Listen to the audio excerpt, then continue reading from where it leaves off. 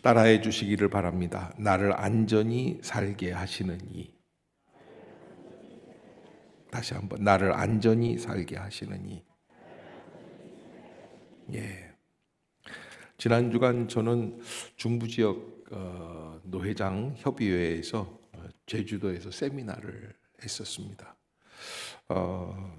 제가 제주도에 온 줄을 어떻게 알고 3일 내내 눈은 아니었죠. 비바람이 불다 사람이 날아갈 것 같이 불더라고요. 비행기가 결항을 속출하고 뭐 그랬던 어려움들이 있었는데 마지막 날 되니까 조금 좀 바람이 잦아들기에 비도 멈췄어요. 너무 감사하다. 그래서 공항 비행기 타기 직전에 한 2시간 정도 바닷가에 한번 나가봤어요. 바람이 아직도 불어서 모래바람이 제 얼굴을 때렸습니다. 그런데요, 그렇게 이제 바람이 막 불고 파도가 치죠. 파도가 막 밀려오고 그러는데 이렇게 보니까 바다에는요 까만 옷 입은 사람들 누구냐면 서퍼, 이 서핑하는 사람들, 그 파도를 타는 사람들이죠. 그 사람들은 춥지도 않은지 잠수복만 입고 거기서 그냥 파도를 타는데 모래간만에 바람이 불어서 파도가 치니까 너무 좋아하는 거예요. 얼굴들을 보니까 웬만한 파도는 타지도 않고 좀 큰 파도가 와야 타는 거예요. 더 큰 파도가 왔으면 좋겠다라는 그런 모습들을 보았습니다. 똑같은 파도인데 우리는 그 파도가 힘이 들고 우리를 지치게 하고 낙심하게 하는데 그분들은 파도를 어떻게 해요? 즐기는 사람들이었어요. 옆에 있던 어느 지역 노회장님이 그런 이야기를 하더라고요. 이 목사님, 그저 파도 탈 줄 아는 능력만 있으면 파도는 위기가 아니라 기회인 것 같습니다. 재앙이 아니라 축복일 수 있어요. 인생에 우리를 힘들게 하는 파도들이 있습니다. 그래서 너무너무 힘들게 하고 모질게 하고 아프게 하고 괴롭게 하고 절망하게 하고 좌절 낙심하게 할 때가 있습니다. 저는요 그 파도 타는 사람들의 모습을 보고 똑같은 환경 속에서 똑같은 바람 속에서 그 파도 치는 그 모습들을 보면서 파도를 즐길 수도 있구나. 어떻게 하면 파도 타는 법을 배우면. 그 노회장님이 그렇게 말씀해 주시는 걸 듣고는 제게 어떤 생각이 들었냐면 위기 때에 기도할 줄만 알면 위기는 위기가 아니라 재앙이 아니라 축복이다라고. 아멘. 예, 여러분 잊지 마시기를 바랍니다.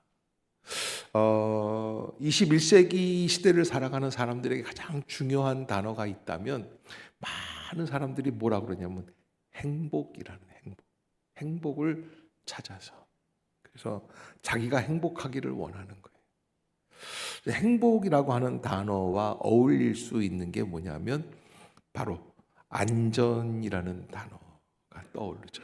안전해야 행복한 거죠. 어떤 면에서 안전은 이 시대의 사람들이 우상처럼 생각하는 단어라고 할 수 있습니다. 그래서 여러분 이 인간의 안전하고 싶은 안전 심리를 이용한 산업이 이 시대에 뜨고 있어요. 예를 들어서 아이돌 스타라든지 유명한 정치인들은 누가 있어야 됩니까? 보디가드들. 안전을 책임지는 거예요. 더불어서 그런 산업뿐만 아니라 캡스 같은 것도 있죠. 이렇게 밤에 지켜주는 다 안전한 거예요. 보험 사업이. 그래서 보험 가입을 권유하는 분들의 이야기를 들어보면 보험이란 인간의 삶을 보호하는 철학에서 출발하게 된다. 생명보험은 가족의 생계를 보장하고 건강보험은 치료비 부담을 덜어주고 자동차 보험은 사고 시 경제적 충격을 완화해 준다. 이러한 다양한 보험 상품들이 우리에게 주는 의미는 개인이 예측할 수 없는 미래의 사고, 또 미래의 위기들을 대비할 수 있도록 돕겠다는 겁니다. 그래서 어떻게 보면은 보험은 예방적 성격도 갖고 있다. 이렇게 얘기를 하는데 분명히 알아야 할 사실이 하나 있어요. 보험이 우리 인생 자체를 안전하게 지켜주는 안전장치는 아니에요. 제가 요즘 깜빡깜빡 뭘 잊어버리니까 우리 집사님 당장 하는 말이 치매보험 하나 듭시다. 그런데 제가 생각하기를 치매보험 들으면 치매보험 나가는 그 스트레스 때문에 치매가 더 빨리 올 수 있겠다. 여러분, 치매보험을 든다고 치매가 안 오는 게 아니에요. 예. 마찬가지예요. 생명보험을 들었다고 내 생명이 영원할 수는 없습니다. 인생을 보면서 이 내가 과연 정말 안전하게 생각할 수 있는 안전지대, 안전장치는 무엇인가? 오늘 시편 4편은 우리에게 바로 진정한 안전장치, 하나님을 향한 믿음이다, 이렇게 고백을 해요. 그래서 시편 4편은 지난달에 매월 한 편씩 제가 지금 시편을 묵상하고 있는데, 지난달에는 시편 3편을, 그래서 시편 3편은 언제 드리는 기도냐? 아침에 일어나서, 그래서 3편 5절에 보면 내가 누워 자고 깨었으니 여호와께서 나를 붙드심이로다 라고 말하는 거예요.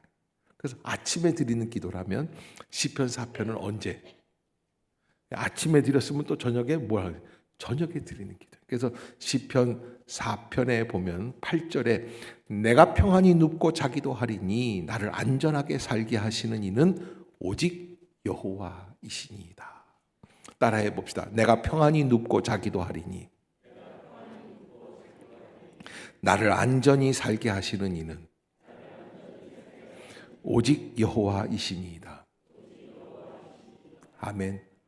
여러분, 저는요 이 본문에서 참 은혜 받은 게 나를 안전히 살게 하시는 이 바로 하나님이시다.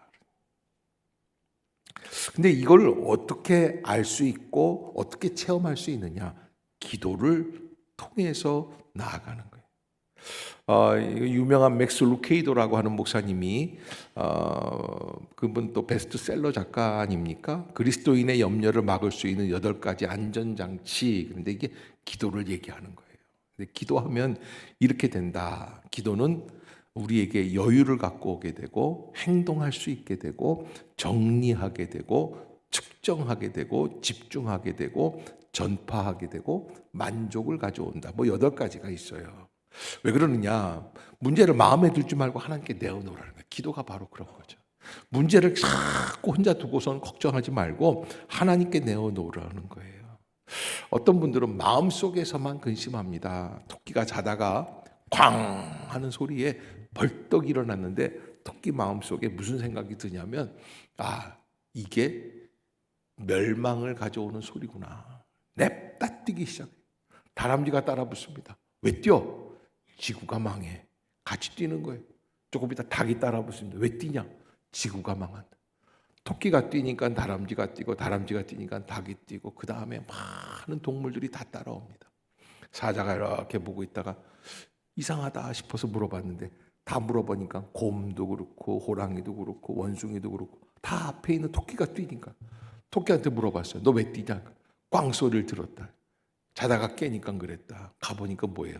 야자 열매 떨어진 거 보고 그러는 거예요. 여러분, 우리 인간의 마음속에 그저 근심과 걱정과 두려움이 몰려올 때가 있어요. 실상을 모르는 채 두려워하는 거예요. 저 자라보고 놀란 가슴 소뚜껑 보고 놀란다고 그러지 않습니까?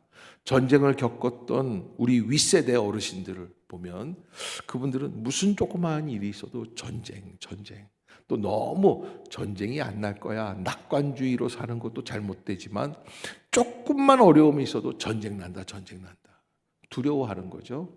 두려워하지 말고 어떻게 해야 돼요? 하나님께 기도하는 거예요. 따라해 봅시다. 문제를 마음에 두지 말고 하나님께 내어놓으라. 아멘. 문제를 마음에 두지 말고 하나님께 내어놓을 수 있는 게 기도의 첫걸음이에요. 내 마음속에 있는 문제, 내가 하나님 앞에 나아가 무릎 꿇고 엎드려서 눈물로 기도하기 시작을 하면 절반이 다 해결이 되기 시작하는 것이다. 그래서 여유가 생기는데 문제를 제대로 파악하게 되는 여유가 생겨. 기도하다 보면 이게 내가 걱정해야 될 문제인지 지나가야 할 문제인지. 또 어떤 분들은 그런 분들이 있어요. 이미 지나간 문제 때문에 괴로워하는 분들이 있어요. 옆에 사람 쳐다보세요. 지나간 것 때문에 괴로워하지 마세요. 저희 어머님, 저희 어렸을 때 늘 하시던 게, 저희가요, 어머님 살아 계시는 내내 한 40년 동안 들은 것 같아요. 내가 결혼을 잘못했다. 니네 아버지를 만난 게 평생. 그때부터 저는 알았어요. 여자의 모든 불행은 남자를 잘못 만난 것 때문에. 여자분들은 하여간 이 핑계거리 찾는데 하여간 대단한 능력이 있는 거예요.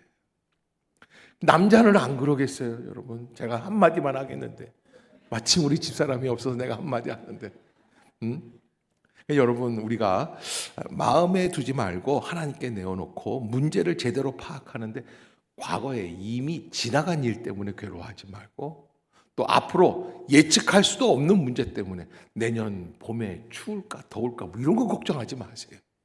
지금 있는 날들을 기쁨으로 감사할 수 있고 문제를 하나님 앞에 내어놓기 시작하면 문제를 파악할 수 있는 거예요. 세 번째는 행동하게 되는데 고민하는 데 시간을 낭비하지 말고 해결을 위한 행동을 해야 돼요. 이번에 숙제가 많이 남았는데 대학 입시를 치러야지 되는데 어떻게 했으면 좋을까? 이거 사업을 해야 되는데 어떻게? 계속 고민만 하지 말고 어떻게 할 건지를 한번 알아보자는 거예요. 정리해야지 돼. 걱정 목록을 만들어 보면 대부분 생각보다 별일이 아닐 수 있다. 그래서 기도 제목을 정리하는 게 중요해요. 측정해 보는데 어떤 분야의 걱정이 가장 많은지 알아보고 집중적으로 우리 가정의 문제인지 자녀의 문제인지 나의 사업의 문제인지 건강의 문제인지 또 집중할 수 있는 여섯 번째로 하루를 책임져 주시는 주님을 믿고 최선을 다해 하루를 살아라. 따라해 봅시다. 주님이 오늘 하루도 책임지시는 줄로 믿습니다. 내 책임이 아니라 주님 것. 언제? 기도하는 순간에. 아멘. 기도하기 시작하면 내 책임이 아니라 주님의 책임이에요. 여러분, 우리 아이들이 그렇게 하느니 왜 안 깨웠어? 언제 깨워달라고 얘기했어? 여러분, 그래서 그 다음부터는요 깨워달라고 얘기만 해놓고서 편하게 자는 거예요. 여러분, 누구 책임이에요? 엄마 아빠가 깨워야지 되는 거예요. 주님 앞에 기도하면 주님께서 지켜주시는 거예요. 그래서 하루를 책임져 주시는 주님 믿고 집중해서 살아가는 거예요. 전파하는 효과가 있는데 동역자들에게 기도의 도움을 구하라. 여러분, 혼자 가슴앓이 하지 말고 010-3750-2997 문자만 주세요. 매일 새벽에 여러분들을 위해서 기도하고 있습니다. 그래서 또 뭐 이상한 거 일산 동구청에 갔더니 공무원들이 뭐 부조리를 저지르고 있는 이런 거 하지 말고 기도 제목만 저한테 알려주시면 제가 함께 기도하겠습니다. 동역자들에게 기도의 도움을 구하는 것이고, 그다음에 여덟 번째, 그렇게 기도한 다음에는 모든 필요를 채워주시는 하나님만으로 만족한다. 여러분, 가장 중요한 것은 우리 기도하면 다 이루어지느냐? 여러분, 그게 아니에요. 안 이루어지는 것도 여전히 있어요. 근데 제가 신앙생활하면서 깨닫는 게 하나 있는데 그게 뭐냐면 나중에 지나고 나면 그거는 안 이루어져도 괜찮은 일이 될 때가 있어요. 한 가지만 얘기할게요. 중2 때 도시락 사건. 철딱서니 없는. 어느 날 교회에서 야외 예배를 나간다. 우리 인천의 송도로 가는. 그래서 야외 예배 가면 소풍 아니에요. 야외로 나가는 거니까. 제일 먼저 떠오르는 게 소풍 그러면은 은혜 받을 생각은 안 하고 김밥부터 생각. 엄마 아빠 내일 소풍 간대요, 교회에서. 김밥 좀 싸주세요. 엄마가 김밥은야 김밥 김도 없다야. 아버지가 뭐라고 그러시냐면 아침에 일어났는데 야 아무개야 네가 맏아들인데 이렇게 철딱서니 없이 그러면 어떡하냐. 집안에 없는데 맨밥 싸서 김치랑 이거 저기 어묵이랑 이렇게 해서 갖고 가라. 그것도 창피한 거예요. 그래가지고서는 밤새 기도하고서는 주여 김밥이 될 줄로 믿습니다. 아침에 일어나보니까 김밥이 없어요. 자, 주님이 안 계신 게 분명하다. 자, 그런데 아버지가 이제 도시락을 하나 싸주셨어요. 그거를 창피해서 나오면 옛날에 부엌이 밖에 있었거든요. 부엌 그 찬장 밑에다 슬쩍 숨기고서 나왔어요. 그리고서는 이제 소풍 야외 예배를 가가지고 예배를 드리고서 이제 밥을 먹어야 되는데 교회에서 간식을 다 준비해줘요. 사실은요. 빵도 준비해주고 뭐 그러는데 근데 제가 그래도 또 여자 후배 애들이 오빠 같이 밥 먹어요. 그러고 막 부르더라고요. 그래서 야 저것들이 김밥 싸왔나 보다 갔더니 죄다 맨밥 싸왔어요. 나는 머릿속으로 벌써 생각이 드는 나도 맨밥은 집에 있는데 참 이상한 게요. 그때 중등부가 한 300명 돼요. 김밥 싸온 애들이 한 5명도 채 안 됐어요. 근데 걔네들 이렇게 보니까 참 제가 부끄러운 게 맨밥 쌌는데 뭐 괜찮게 그냥 먹더라고요. 맨밥이 얼마나 맛있는데. 그리고 계란 후라이하고 뭐 김도 싸고 김치도 싸고 다 먹는 거예요. 내가 속으로 굶으면서 그 생각을 했어요. 이럴 줄 알았으면 나도 그 도시락 갖고 오는 건데. 여러분, 우리가 인생을 살면서요, 기도가 안 된다고 생각이 될 때가 있어요. 그거는 내 마음대로 안 된 것뿐이에요. 아멘. 주님 뜻 안에서는 다 이루어지는 거예요. 아멘. 부족한 이 철딱선이 없는 목사를 생각하시고, 목사님 중2 때 김밥 도시락 사건, 하나님이 안 들어주시는 것 같을 때가 있어요. 답답할 때가 있어요. 왜 안 들어주시는 거예요? 걱정하지 마세요. 그거는 안 들어주셔도 인생에 큰 하자가 없는 문제. 많은 사람들이 예수님 십자가에 못 박히시는 순간에 그렇게 이야기를 합니다. 당신이 만일 하나님의 아들이거든 이제라도 내려와서 나와 당신을 구원해 달라고. 그러나 그 위기 절체절명의 순간에 예수님은 그저 말없이 십자가에서 죽으십니다. 왜? 그것이 하나님의 뜻입니다. 그래서 기도하다 보면 우리가 하나님께서 이건 들어주셔야 되는데, 근데 가만히 보면 안 들어주셔도 건너가서 나중에는 이게 더 큰 은혜가 될 때가 있어요. 한 가지만 더 얘기할까요? 제 이름이 뭐예요? 제 이름이 이덕자 만자. 근데 지금은 이제 뭐 60대 이제 초중반을 이렇게 가는 때니까 이젠 좀 제법 어울려요. 그 이름이. 저는 초등학교 1학년 8살 때 학교 가서 제 이름이 이덕만인 걸 처음 알았어요. 집에서 그 이름으로 안 불렀어요. 훈이라고 불렀거든. 내 이름이 뭐냐고. 이덕만. 아무도 손을 안 드는 거예요. 나도 누구야 이덕만이라는 게. 시골 면장님 같은 이름. 이덕만. 32번 나야. 나는 내가 얼마나 가슴이 뛰고 1학년 때 충격이 오고 내가 왜 이덕만일까? 그때부터 초등학교 1학년서부터 6학년 될 때까지 애들이 나를 떡만두라고. 떡이라고 그러고 뭐 떡집이라고 그러고 막 별의별 이름으로 다. 진짜 여러분 제 인생이 그래도 인격이 이렇게 좋은 이유는 그때 연단 받았기 때문에 그래요. 진짜 별의별 연단을 다 받았어요. 이름 석자 때문에. 내가 늘 아버님한테 왜 이름을 하필이면 덕자 돌림으로 뭐 덕환이도 있을 것이고 우리 사촌 형님이 또 덕환이야. 하여간 뭐 덕자 있을 수 있잖아요. 근데 꼭 왜 덕만자를 써가지고 그것도 늦을 만자를 썼어요. 그런데요, 3년 전에 제가 이제 분회장 선거할 때 이렇게 가보고 이렇게 하면은 나한테 뭐라 그러냐면 이덕만 목사님은 덕이 많으시다는 거. 난 덕이 별로 없는데 덕스럽지 못한데 난 개인적으로 생각하는데 그분들이요 그냥 이름 보고 덕스러우십니다. 저는요, 이제 아버님 납골당에 가서, 아유, 아버님, 그저 이 못난 놈 노회장 하나 시켜주시려고 이름을 이덕만으로 지으셔. 여러분, 과거에는요, 아픔이었고 어려움이었고 나의 무능함이었고 한계라고 생각되는 것들이 있어요.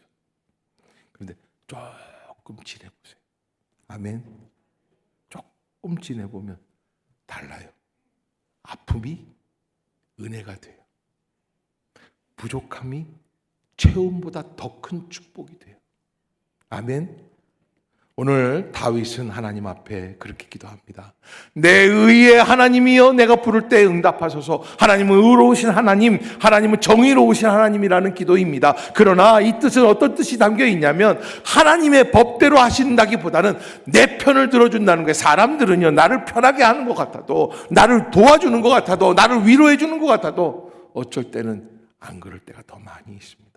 어느 목사님이 환자한테 오셔서 중환자실에, 그냥 위독한 환자한테, 집사님 내 말 들려요? 내 대답해 보세요. 막 그러고 그러니까 환자가 나중에 가만히 있다가 얘기를 한마디 하더래요. 목사님, 예, 왜 그러세요? 말해 보세요. 그 발로 밟고 있는 산소줄 좀 띄세요. 도와주는 게 아니야. 의의 하나님이라는 것은 하나님만이 나의 마음을 압니다. 하나님이 나의 형편을 아십니다. 그래서 어떻게 하십니까? 곤란 중에 나를 너그럽게 하십니다. 사람들은 너는 이렇게 했으니까 이런 응답을 받아라 이렇게 얘기하지만 하나님은 언제나 나를 너그럽게 대해주시는 거예요. 내게 은혜를 베풀어 주십니다. 나의 기도를 들어주십니다. 그래서 다윗은 그렇게 이야기를 합니다. 인생들아, 어느 때까지 나의 영광을 바꾸어 욕되게 하며 헛된 일을 좋아하고 거짓을 구하려는가? 여러분, 인간이 하는 것들 다 보면은요, 아무리 고상한 것 같아도 헛된 일들이 많이 있어요. 저는 그런 분도 봤어요. 믿음이 좋은 권사님인데 그분이요 11조 생활 잘하고 교회 1년에 52조 한 주도 걸르지 않고 다 나오시고요. 목사님 아우 저쪽에서 4주 딴지가 왔는데 저도 보냈어요. 네? 아들 자식 결혼식 하는데 약혼식 하는데 4주 딴지가 왔어요. 4주 딴지가 뭐 연월 일시 무슨 얘기예요? 운명론을 얘기하는 거예요. 정해졌다. 몇 년, 몇 월, 며칠, 몇 시에 태어난 애들은 이렇게 살 거라는 게 4주 딴지예요. 여러분, 우리는요 그런 것을 믿는 사람들이 아니에요. 뭘 믿습니까? 예수 그리스도를 통한 하나님의 구원의 섭리. 우리가 알거니와 하나님을 사랑하는 자 곧 그 뜻대로 부르심을 입은 자들에게는 모든 것이 합력하여 무엇을 이룬다? 선을 이루어 주실 줄로 믿습니다. 섭리를 믿는 거예요. 제가 인천에 어렸을 때인데 초등학교 2학년, 3학년 우리 동네에 아주 잘 사시는 선장님 댁에 한 분 계셨어요. 누구 이름을 말하면 안 되니까. 그 선장님 댁 너무너무 부자예요. 집도 으리으리하고. 얼마 전에 제가 살던 그 동네를 가봤어요. 인천에서 제일 핫플레이스였어요. 뭐 지금으로 말하면 뭐 평창동이나 성북동 정도 되는 그런 동네. 집이요 다 허물어지더라고요. 우리 집이요 터만 남았어요. 내가 살던 집 없어졌어요. 다시 짓지를 않아요. 왜 안 짓냐 그랬더니 안 팔린대요. 사람들이 다 떠나. 중심지가 바뀌었어요. 근데 아무튼 그 선생님 때 막내 따님이 계시는데 서울 무슨 대학 여자대학 다니는 아주 예쁘고 늘씬하고 돈 많죠. 예쁘죠. 공부도 잘하죠. 인기가 많아요. 근데 이 자매가 이 누이가 취미를 하는데 뭘 했냐면 스킨스쿠버. 제주도 범섬이라고 하는 서귀포 앞에 범섬이 있습니다. 그 밑에 들어가면 세계적인 스킨스쿠버 하는 장소가 있어요. 그래서 그게 좀 위험하니까 엄마가 야 말리지는 못하고 너 안 되겠다 그래가지고서 인천에 용한 무당한테 가가지고 돈을 그 당시에 몇백만 원을 주고 뭘 썼냐 부적 하나를. 그래가지고선 부적을 속옷에서 주머니를 만들어서 넣어주고서는 꼭 갖고 다녀라. 몇 달 있다가 운명을 달리합니다. 근데 그때 들리는 소문에 의하면 속옷에 부적이 있었다 얘기하더라고요. 여러분, 다윗이 보니까 뭐라고 그러냐면, 인생들아 어느 때까지 나의 영광을 바꾸어 욕되게 하며 헛된 일을 좋아하고 거짓을 구하려는가? 인간은 어떤 걸 좋아합니까? 헛된 일을 좋아하는 거예요. 별거 아닌 건데 그게 뭐 대단한 것처럼, 인생을 가치 있게 사는 것처럼 아니라는 거예요. 헛된 일을 좋아하고 거짓을 구하려는가? 그러게 여러분, 진리 앞으로 나올 수 있는 믿음의 성도가 될 수 있기를 주의 이름으로 축복합니다. 하나님은 어떻게 하십니까? 3절을 한번 읽어봅시다. 오늘 4편 3절 시작. 여호와께서 자기를 위하여 경건한 자를 택하신 줄 너희가 알지어다. 내가 그를 부를 때에. 아멘. 여러분, 우리가 기도하는 거, 예배 드리는 거, 이거 기적이에요. 하나님이 나를 택해 주신 은혜인 줄로 믿습니다. 자기를 위하여 경건한 자를 택하여 주셨다라는 거예요. 우리가 알거니와 하나님을 사랑하는 자 곧 그 뜻대로 부르심을 입은 자들, 하나님이 택하신 자들, 하나님이 불러주시는 자들 있다는 거예요. 그러기에 그 택하심의 축복이 뭐냐? 내가 그를 부를 때에 여호와께서 들으시리로다. 아빠, 엄마, 누가 듣습니까? 내 친엄마, 내 친아빠가 듣습니다. 위기를 당하면 달려옵니다. 마찬가지예요. 내가 하나님 부르면 하나님께서 들으신다. 이것이 기적이라는 거예요. 우리가 어떻게 살아야 됩니까? 범죄하지 말아라. 하나님 앞에서 떨며 범죄하지 말지어다. 잘못된 삶을, 소란스러운 삶을, 분내어서 사는 그런 삶을 살지 말라라고 하는 다윗의 참언이죠. 그러기에 하나님 앞에서 우리는 어떻게 살아야 되는가? 5절에 보면 따라해 봅시다. 의의 제사를 드리고 여호와를 의지할지어다. 여러분, 이게 우리가요 하는 짓은 다 나쁘게 하고 예배만 드린다, 요거 아니에요. 밖에 나가서는 깍쟁이로 살면서 교회만 나오면 구원받느냐, 요거 아니에요. 우리 교회 표어가 뭡니까? 좋은 믿음. 믿음이 좋으면 마음도 좋은 마음. 교회 안에서와 교회 밖에서의 삶이 좀 균형을 잡힐 수 있도록. 아멘. 구원 받았습니까? 은혜 받았습니까? 거듭났습니까? 그 감격을 가지고 일상을 살아냅시다. 그게 의의 제사예요. 그리고 하나님을 의지하라는 거예요. 많은 사람들은 뭐라고 이야기를 합니까? 너희에게 선을 보일 자 누구뇨? 6절에 조롱하는 것이죠. 여호와여 주의 얼굴을 들어 우리에게 비추소서. 그렇게 기도했더니 7절 결론이 나옵니다. 시작. 주께서 내 마음에 두신 기쁨은 그들의 곡식과 새 포도주가 풍성할 때보다 더하니이다. 아멘. 여러분, 일이 아직 해결 안 됐어요. 그런데 하나님의 기적은 어디에서부터 돼요? 내 마음 속에서부터. 내 마음 속에서부터. 내 마음에 두신 기쁨은 그들의 곡식과 새 포도주가 풍성할 때보다 더 큰 축복.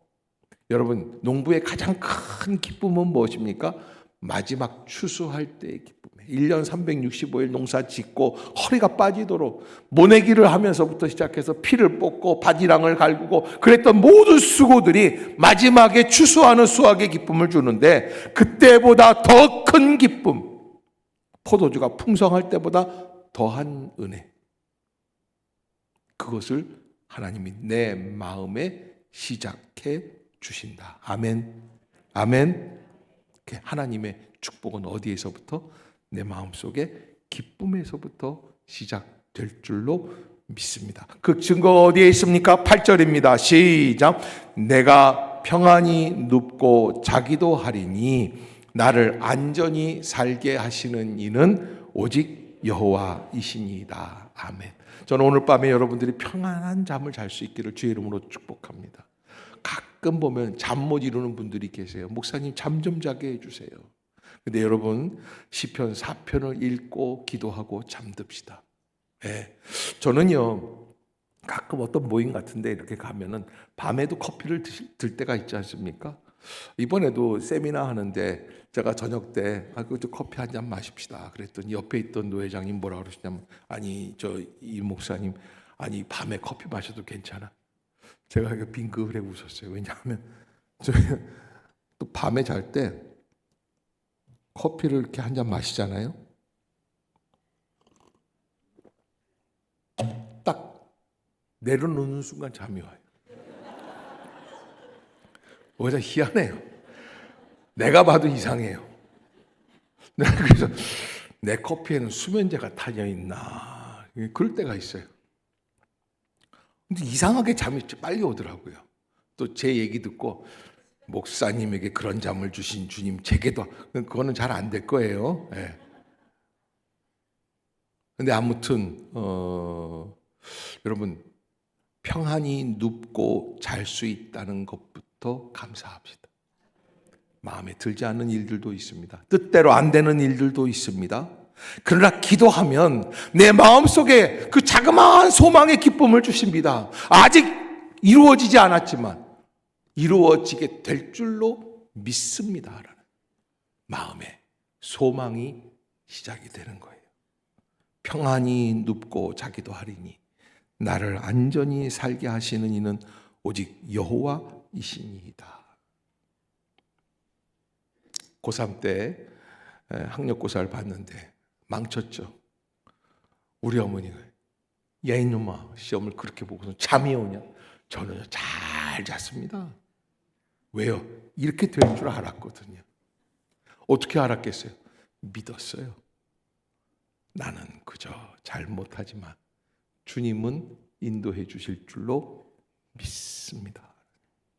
여러분 어려움이 있습니까? 고통이 있습니까? 뜻대로 안 되는 일들이 있습니까? 그러나 대신 우리의 짐을 지고 인도해 주시는 여호와 하나님을 바라보십시오. 따라해 봅시다. 나를 안전히 살게 하시는 이는 오직 여호와이시니이다. 기도하겠습니다.